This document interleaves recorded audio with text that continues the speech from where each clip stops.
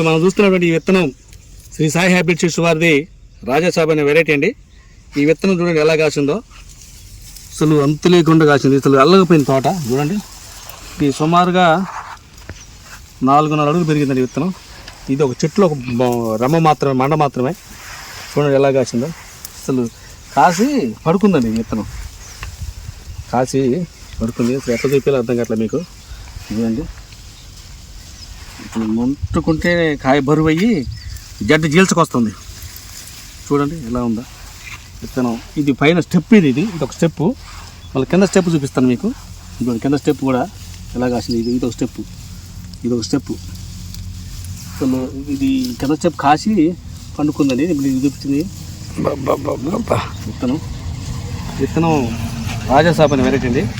ఇది కింద స్టెప్ అండి, ఇది పై స్టెప్. కింద స్టెప్ కూడా పై చెట్టు అంత మొక్క వచ్చింది.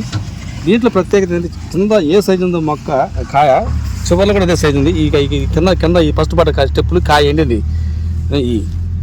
ఇది ఇదిగోండి రెండో స్టెప్ పైన, ఈ రెండో స్టెప్. ఇది చూడు ఎలా ఉందో. కాయ లెంత్ ఉంది బాగా, కాయ చాలా బాగుందండి. కాయ కలర్ కూడా బాగుంది, చాలా బాగుంది. మార్కెట్లో కూడా హై రేట్ పడుతుందండి. ఇది చూడండి, ఈ మండ బాగినంత వరకు కూడా కాయ. అసలు ఎట్లా తీయాలి కెమెరాకి అన్నట్లు ఇది. అసలు అది కాకుండా మళ్ళీ ఈ చెట్టు చూడండి ఎలా ఉందో.